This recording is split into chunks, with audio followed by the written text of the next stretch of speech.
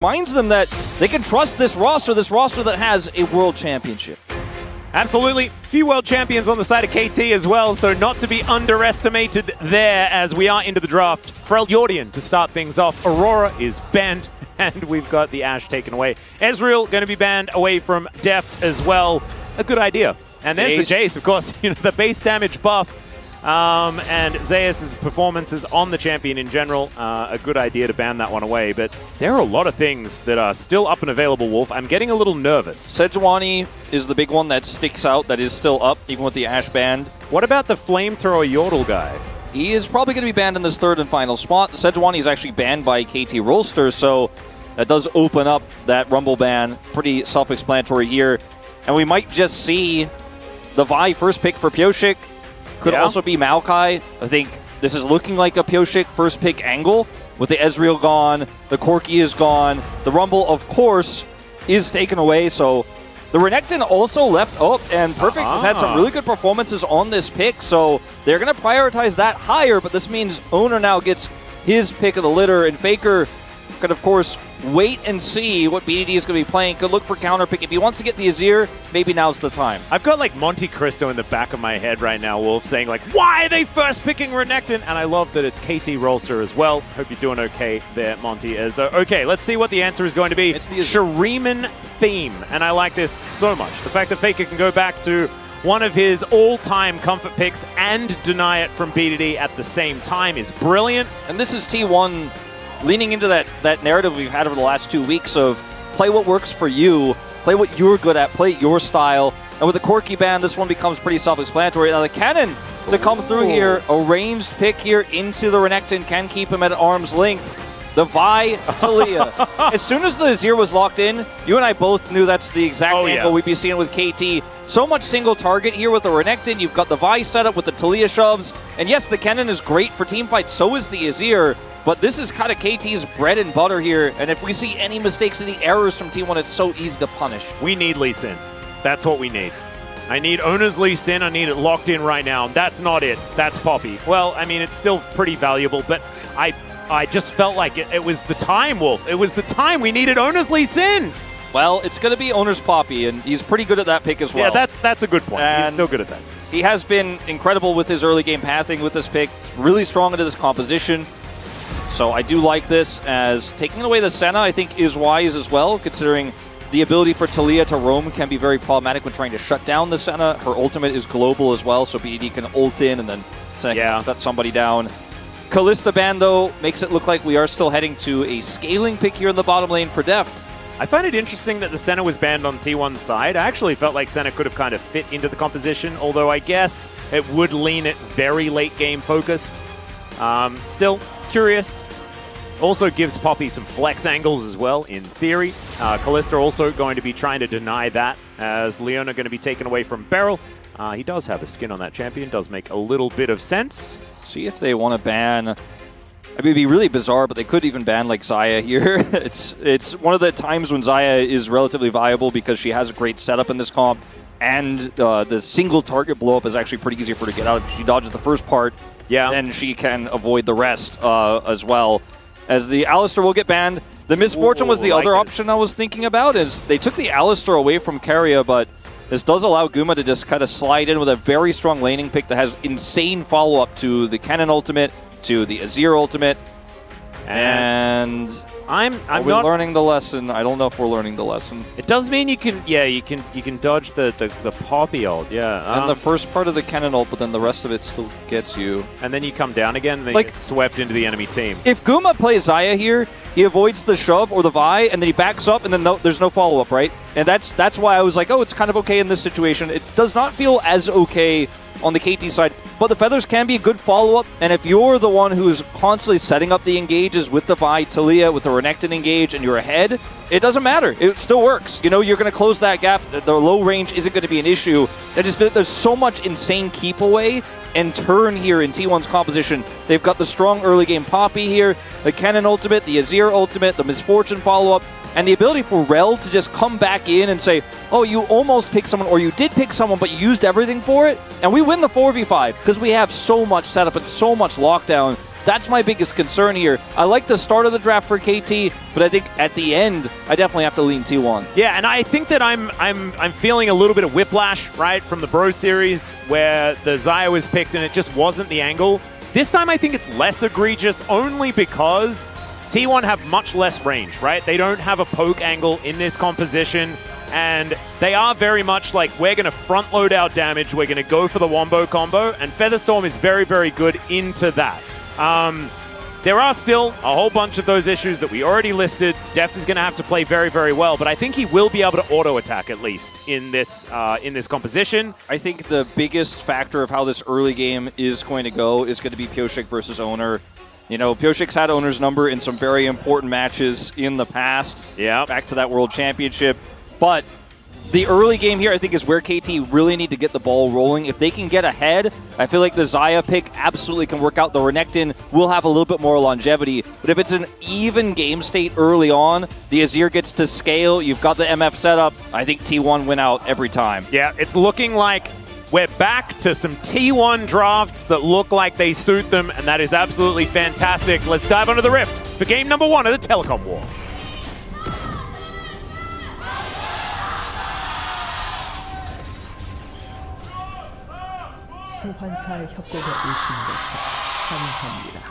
Oh, it is a full house here at LoL Park for the Telecom War. And already we have vision turned off, and Keria is going to have to flash very early on. Well, you can see he looks like he's calmly walking away. I would have had a small heart attack. At least he reacts very quickly there. Will lose his flash, so definitely a net negative, as that will really weaken. Nope. Hex Flash activation before 1 minute. That is Keria absolutely He already used winning. it. He used it to go over the wall. Look at him. Got the value. See? And then crashes back over again. Look at that ward.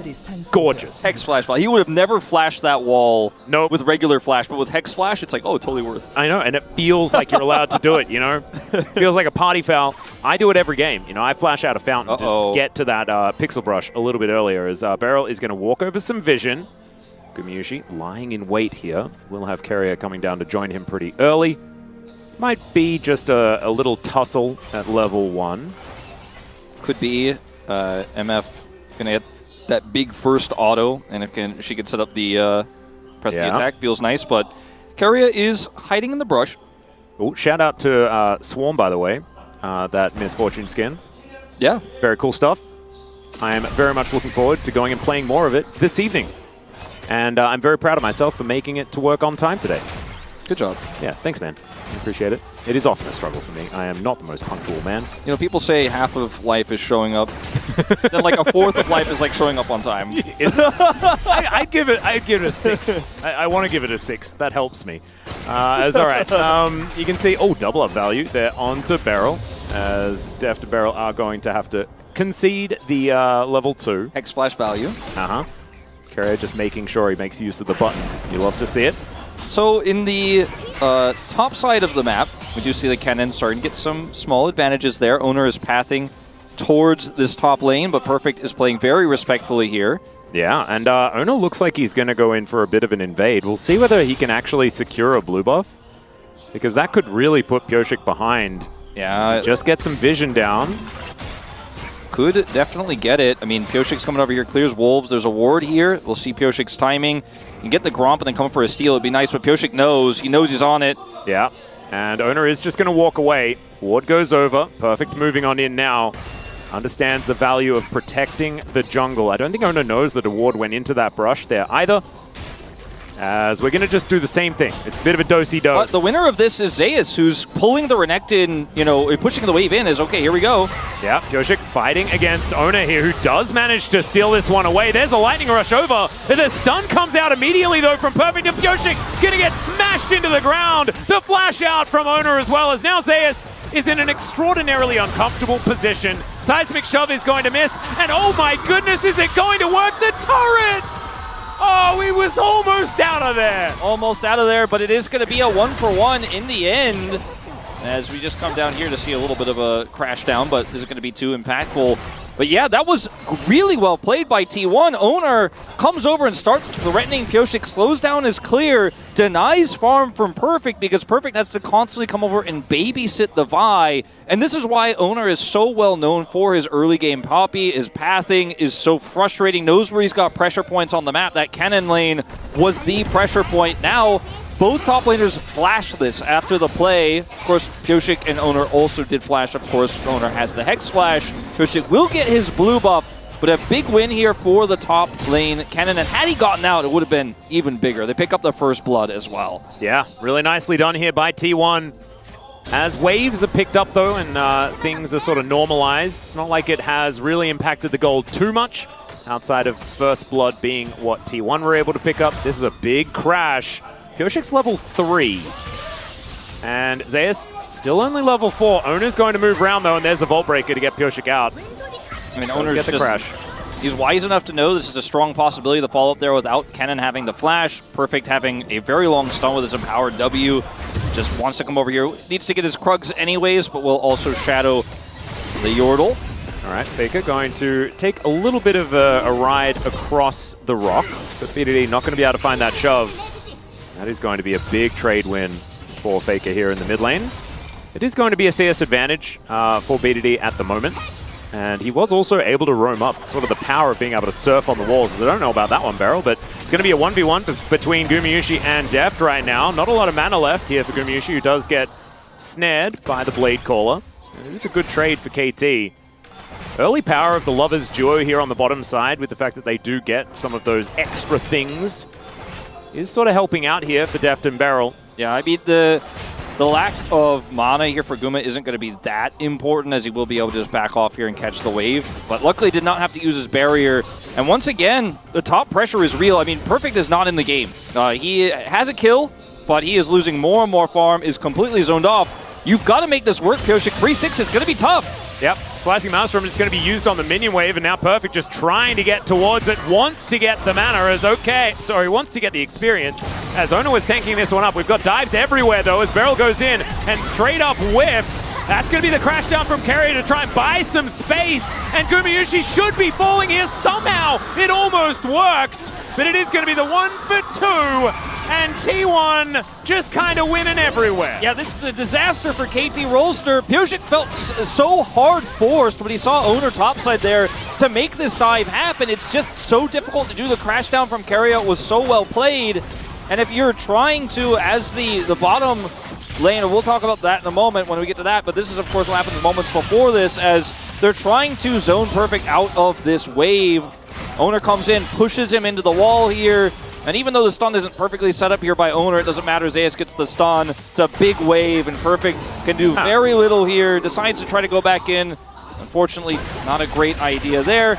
And then Beryl, engage doesn't go the way he wants. Crash down is great from Keria, hits the two-man. Beryl flashes, nearly dies, of course. Deft picks up the turret aggro, or picks up the double up, excuse me, and does go down, and then Pyosik is just all alone. The turret ramps up so fast in this game. Without 6, it's just so hard to make that work. If Beryl hits the knockup, maybe that ends up going a lot better, but unfortunately not to happen, and they lose both sides of the map, now find themselves nearly 2,000 gold behind. Yeah, and Pyosik was level 4, while Keria was level 5 in that particular dive. So just showing that things haven't necessarily gone the way that Pyosik really wants. He's now on his Wolf Camp. Doesn't have a whole lot of jungle to clear at this point in time. You can see 1,000 gold lead for Zeus on the top side. An understandable lead for the cannon, but it is red everywhere. And T1 have them right where they want them for now. But it is only 8 minutes into the game. And KT's composition does have some skirmishing and team fighting with it. We'll see whether Pyosik, now with cease and desist on hand, see whether he can actually find something. But Zeus is not looking super gankable here for Pyosik, who's behind. He has flash and his ultimate, so even with Pyosik ulting him, he can just then turn on the stuns and say no. Right now, there's a Magnet Storm and a Bullet Time, and Feather Storm does need to be used. In comes Oner, though, as that's Beryl almost surviving. Deft also being able to get a fair bit of damage back, as now BDD throws down the wall. Keria going to knock him off. That's going to be so much damage onto this Talia. And Seismic Shove is going to miss. BDD has to flash to get out after being the one theoretically engaging. unfortunately, you're tripling down now, KT, on trying to stem the bleeding in this bottom lane, and BDD uses his flash, will lose plate gold in mid to Faker as well. There is just no winning on the map here. This is reminiscent of the Genji Pro game we watched, where it was just not any winning lanes, not any advantages, no map plays to be made. Maybe KT will have a similar resurgence in the mid game. If you're a KT fan, you're going to hope so, but BDD does have teleport at least to get back to this lane, but so much money to Faker even, who wasn't even involved in either of the plays, top side or bottom. This is so frustrating if you are a KT fan, but here, I mean, Guma just does so much damage. Keria is set up for this. It's the easiest combo in the book. Meanwhile, yep, Seismic Shove is going to be utilized here. The Renekton-Talia combination, some Shuriman friends are going to be able to take down the little Pikachu guy, as T1 now looking to try and answer, but Beryl pretty slippery. Does have Blast Cone at the ready, and Faker still just taking plates and securing more money for the team. But that is actually a good little bit of ground made by KT, with a bit of a gank onto Zeus, who is really starting to get out of control. He's still 30 CS ahead. Yeah, he does have teleport as well. Right now, Perfect is proxying, but a more present issue is what's happening down here in the bottom lane. He is going to commit the teleport. This will be seen by the wave, and Perfect still has his, but they're not going to be able to contest the dragon. He will not be teleporting to the opposite side of the map here post 10 minutes. Just head back to the top lane instead. Well, Pyosik really wants to kill Gumayusi, and he is just going to press the button and go for it. The quickness is down as well. Gumayusi is extraordinarily dead. That kill is going to go over to Deft at the same time, and so KT, we mentioned making some ground. This is going to be building upon it. Oh, absolutely. A win topside, a plate goes over to Perfect. Yes, he's super low eco to where he'd want to be in most matchups. It's tough into the cannon, but he's 40 CS behind. But he picks up a plate, picks up a kill. Bottom side here, the Pyosik gank is a success. They take Guma out of the map. He is significantly down on farm as well, and the gold is very even here between these two, as the stun does connect despite the flash, and then the Seismic Shove comes through. It's just so many different single target setups here for KT to utilize. BDD this time, while he will lose more plate gold, is able to make it done, or make it happen with the roam. And then Pyosik here plays the long con, sets up the ultimate. Nothing Guma can do. Yep, no response, as we have more grubs going over to T1. It's going to be Oner securing, I believe, all 6 of them. Pyosik not interested in fighting for these. I don't even remember where Oner managed to take the last ones, but I think it must have been when some of the shenanigans was going on. So that is going to be T1 with a big advantage as far as getting this push happening around the map, and they already have so much lane control. It's going to mean that if BDD does... Oh, never mind. Speaking of BDD, they do get the shove onto Beryl underneath the turret with the Emperor's Divide. Nicely done there from Faker. Still has to put that ulti on cooldown. Yeah, big ult from Faker. Will not get a flash from Beryl or anything like that, but it's relatively unsuccessful in terms of the gank there. BDD is able to hit the combo, but Faker just says no. And we'll be able to maintain CS parity here, as Beryl should get out of here no problem. The next big fight, I think, is where we're going to start to see the power of this composition for T1, because, okay, we'll see something before that. Yeah, Perfect is just going to pre-dominance and try and keep himself alive, and it ain't going to work at all. Zeus presses his R button and just zaps him down. As Leandri's doing some work here, and this item advantage is just gigantic. And, I mean, they're just playing through that PowerPoint topside, and it's really easy for Oner to just be like, I'm a big boppy, and I'm just going to bop you. And yeah, that's kind of how it goes. Like the boppy poppy. The boppy poppy. And, I mean, when you play through this top lane, it's really easy. A lot of KT's draft is more premedicated on setting up those single targets, CC into CC into CC, but when you're behind on the plays for a lot of the game, because you have lack of map control, it's harder to make those. And then later on in team fights, we haven't even really seen the power of T1's comp and how easy it is to set up for this misfortune with the Emperor's Divide, with the Maelstrom, and the Rel ultimate as well, the Magnet Storm. So it doesn't necessarily get better from here. KT have traded back some kills, right? They're only about 1,300 gold behind. But this Renekton is just never going to be relevant, it feels. Even with the kill in the plate he picked up earlier, he's just so far behind that Pyosik can't even try to put the fire out. He's just like, sorry, man, it's doomed. Yeah, I feel like Perfect there kind of knew that he was dead, as Faker's just going to fight Deft here a little bit. Pyosik realizing where his bread's buttered, you know, he's like, this is the lane that I'm going to be successful in. And he's going to park himself here once again. Might be another dive opportunity as Beryl sweeping out some vision.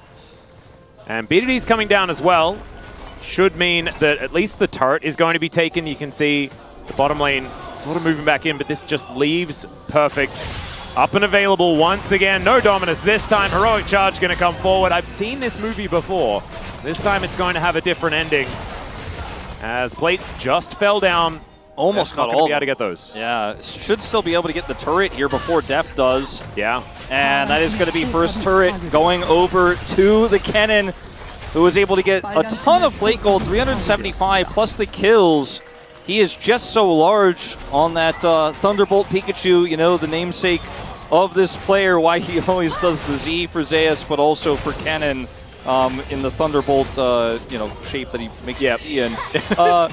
You guys know what I'm talking about. I didn't explain this ASC, but I'm like trying to.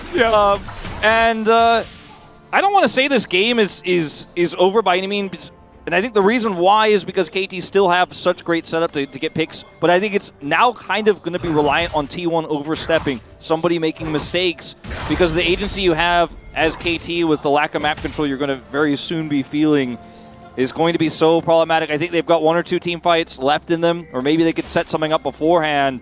But this Kennen can kind of just do whatever he wants. He's going straight into Void Staff second here. Yeah. The one thing that's really good about Kennen as well is that Cease and Desist has much less value if you can get it off before Pyosik gets in. And often, you just can, right? Because he has to press the button and then run at you. Yeah.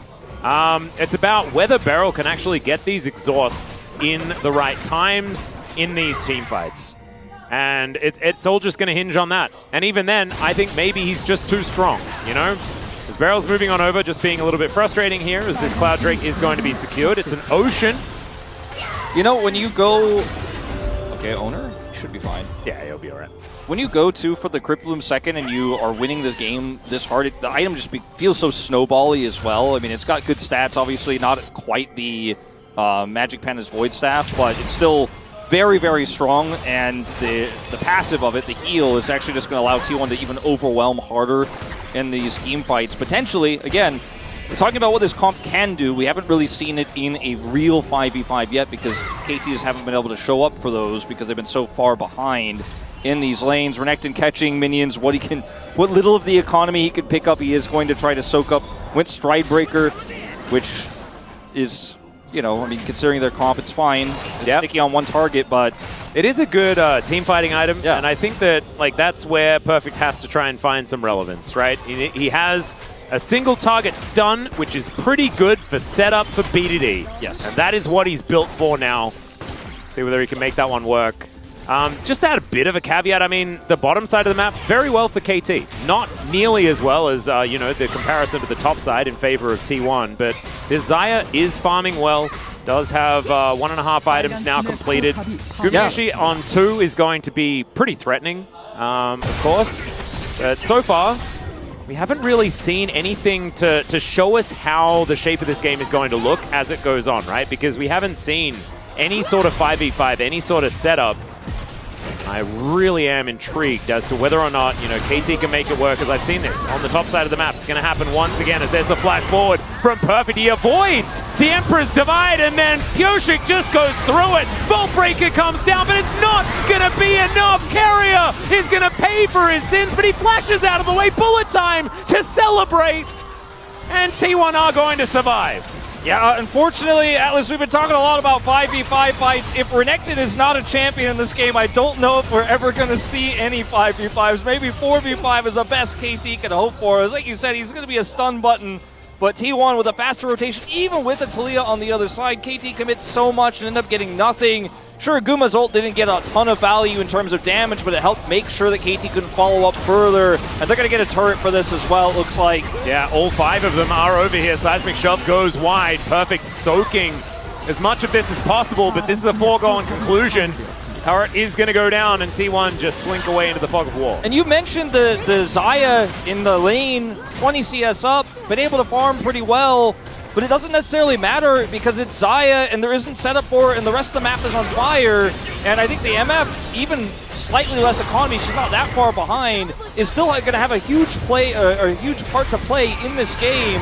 And this particular team fight just makes sure that KT can't continue to chase here, as Oner's very low, Keria also low, but with that bullet time at the ready and Zeus teleporting in, continuing to fight, that would have just meant the end of the game for KT Rolster. It was so close, man, to both of those kills onto Oner and Keria. If they are able to actually get those, if there's a little bit of extra money in KT, then maybe things look very different. But instead, T1, the early game working out, that is going to buy them that little bit of extra leeway that I think they've been missing in their last few series, right? It's not getting the classic T1 win lane situation online.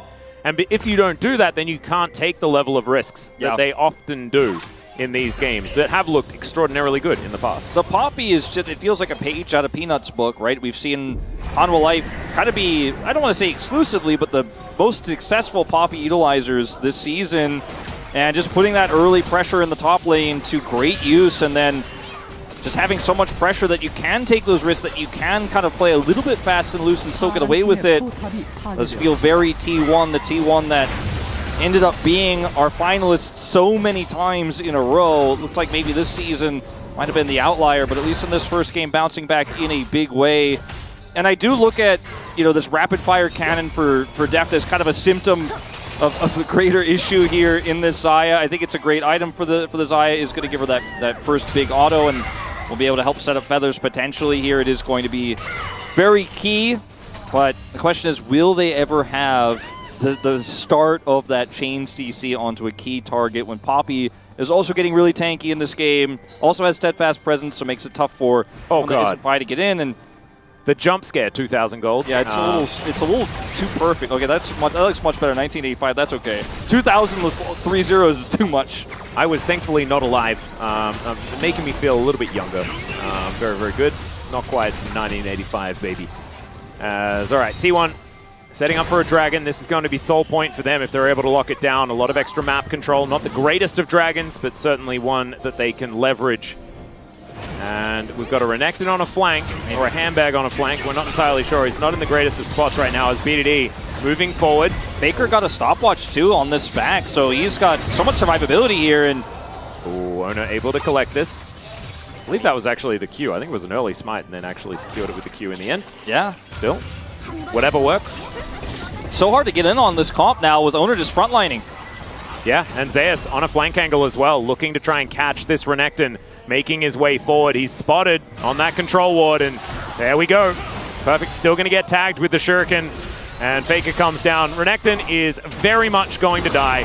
It's just whether or not KT can find anything as a result of it, and the answer is going to be maybe mid lane out of turret, and I think, okay, never mind. T1 able to get back here in time. So that means the KT get nothing.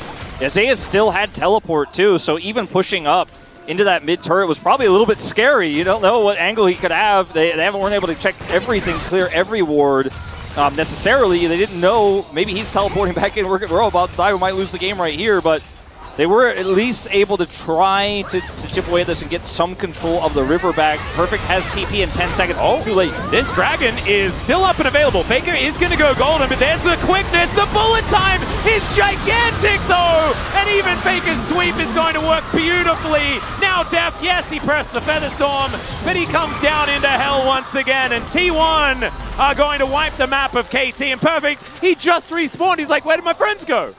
Well, you know, they'll be right behind him, running back to lanes. 7 kills down, 5,500 gold behind, and that's before this Baron goes over because it's going.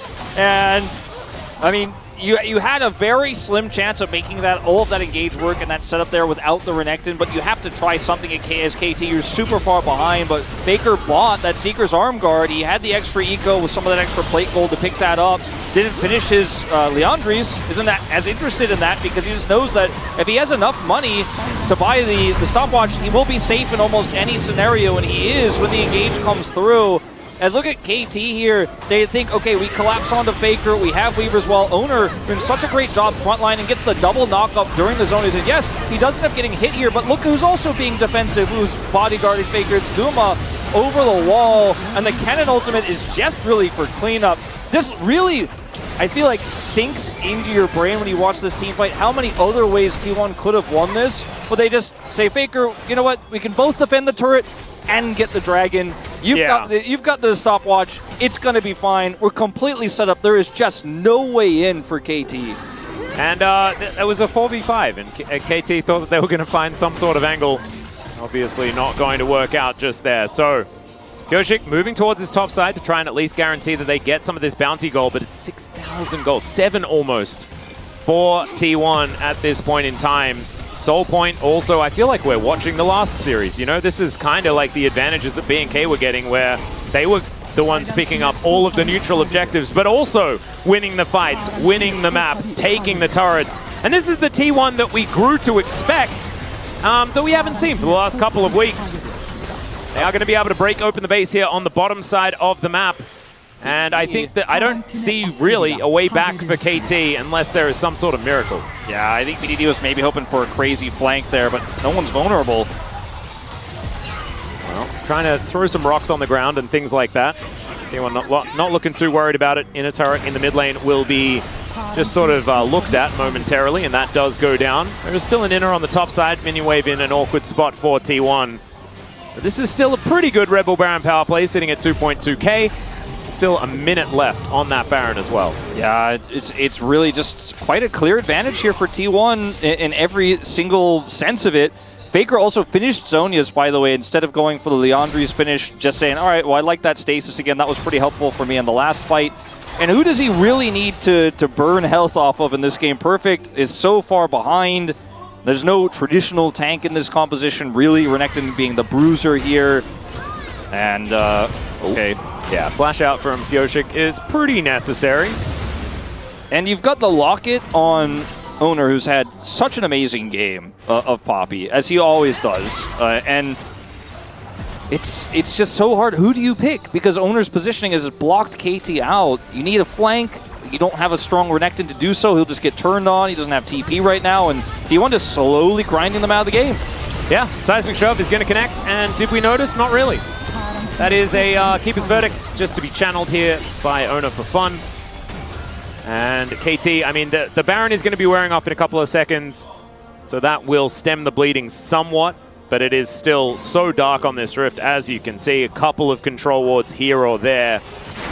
As Gyoshik, he can take a wolf camp. That is the only place he's allowed to go in his jungle. Yeah, that's the only place that's safe. The Dragon, which is Soul for T1, is up in a minute. Baron is up in 3. I don't know if this game gets to that point if KT decide they want to challenge this. Perhaps the best course for KT is to just hope for an Elder flip, hope you can live long enough for that. But Baron will be up long before that, and I guarantee you T1 will actually go and take it and prevent you from taking that. There's just no great options here. And as long as T1 kind of cross their T's, dot their I's, it's hard to find the angle. They're farming, they're trying to scale up a little bit. I mean, this is a Talia that's about to be a full item behind at the moment. We'll see what he picks up on this back, so that may change. Just a rod. Yeah. But I think the best way for KT to maybe win this one is just defend, and then defend a Baron, and then hope for an Elder flip. But I just think the Baron ends the game. If you try to fight the Baron, you lose out. And the problem is it's such a clear-cut wombo combo draft as well from T1. So if they're ever in a siege scenario, then Keria presses Magnet Storm and there's a bullet time. And what does KT actually do to stop from melting? And the other especially when there's an Ocean Soul on top of it. Yeah, the other thing too is that KT's comp requires you to be ahead. It requires you to be able to set up that chain CC. If you catch Guma even, which will never happen, but if you do, he's got barrier, he's going to be able to live long enough to where your other carry Faker, your other hyper carry cannon that's about to have Death Cap, who also has an arm guard, will do the work anyway. So, like we were talking about in the draft, if you're even in the game, like if you're not ahead at all, if you're not massively ahead when we get to this stage of the game as KT, it gets really tough to play out. But if you're this far behind, the draft is just borderline unplayable. Yeah, we're seeing that. You've got at least Perfect able to pick up some farm as the super minions make their way down the bottom lane. But you can see these bounties aren't going anywhere anytime soon. 9,000 gold the lead, 45 seconds on the Baron. That is where T1 are going to be turning their attention next. 3 items done here for Gumayusi, who is sort of just slowly but surely been doing what he needs to do. 3 items are done for Deft as well. He does have his Lord Doms completed. Needed to put that together just because Oner is just so frustrating. and he needs to be able to get through some of the tankier members, but it will put behind his Infinity Edge that he desperately wants to put together. You can see that pickaxe in the inventory isn't quite there yet, as Pyosik looking to try and get out. Keria not going to be able to quite find him with the Magnet Storm there, and so at least Pyosik will survive for now. Yeah. Baron's up in 5. Ow, that's a cool hat. Rushing towards it and trying to clear some vision up here. Again, it's so hard without vision to fight into a Cannon Poppy MF ult Magnet Storm. Keria doesn't have it right now, so that's also good news. But I feel like it's very simple for KT, or rather for T1 to just go to Baron and stand near the choke points and eventually start it, because this comp excels at controlling Baron, and this is the problem is, you know, KT will have to muster up one last fight, but it will take a miracle. See whether they can find it. This will be their opportunity as BDD at least has some information. Keria flashing out of the seismic shove, not wanting to get caught on that one. Understands that a big pick could actually be a big moment here for KT to find an entryway. Because of course, when you have this many bounties up and available, does mean that a turnaround is a little bit more possible, I guess. If they're ever able to steal a Baron and win a fight, and that could be a big problem. So T1, conscious of that, I'm just going to back away. Oner moving on in, Beryl just trying to deal with him, BDD as well. Rogue Charge a little bit more difficult with rocks all the way over there. Cute little Teemo. They do need to keep Zeus in a position to threaten, so it's actually kind of hard to start the Baron now that KT have closed this much of a gap. The damage from Guma is high, but alone isn't enough to rush the Baron. So playing very respectfully here are T1. Yep, perfect. Gonna get slammed into the wall here. Almost a bait, but not really. It just kind of takes free damage. As Beryl getting vision in. Being able to at least see that the Baron is going to be a problem. He wants to try and escape from the Steadfast presence, but that's getting a little bit difficult. The rest of T1, they're on the map, they're all here, they're ready to start off this Baron, and it is not going to last very long. KT, if they're going to do anything, they need to go in and try and fight this immediately, but Perfect was back home. There was no way for them to do anything about it. So, I said it was going to take a miracle to maybe steal this Baron, take that one away, win the team fight here. I think it's going to take an incredible miracle to defend this Baron and then look for an BDD was on that team. Yeah, also Hirai, the coach of KT Rolster, was the former coach of... Hey! Yeah, I was sitting on this one for a little while. I didn't know you were going to pick up on it so quickly. But no, I'm sorry. No, I mean, you know, it is what it is. If you're an old League of Legends fan, you know. If you're an old StarCraft 2 fan, you know. But anyway, yeah, this one's looking doomed because T1 just siege, and if you try to flank them, you try to run at them, they press their R buttons together and you die. Good luck, KT Rolster. Yeah, let's see whether they can make anything happen here as the next inhibitor turret is under fire. Oner able to just walk up, do whatever he wants. It is getting a little bit difficult here, as you can see Def finally taking a bit of damage. That is a seismic shove. They get a stun onto Keria, who crashes out of there. Still, it's 50% health almost of a Rel. That's what they get for managing to find the angle. BDD, if he gets another one of these shoves, though, it could be an important moment here as quickness from Beryl. He looks for the angle. Oner just says no and presses W. That was a little tricky way for him to try to do it, but Oner just is like, nah. Yeah, the R for W trade is a rough one. 30 seconds after, or for 30 seconds before this Baron expires, the Elder will spawn. So T1, again, don't even have to get permanent damage done here. They would like to get an inhibitor and then just be able to kite back easily, but so far, pretty heroic defense from KT. Yep, and now we've got Faker having to use that Zhonya's once again. Oner taking a lot of damages. There's the bullet time. That's going to get the doubles, and Zeus just cleans up the back line.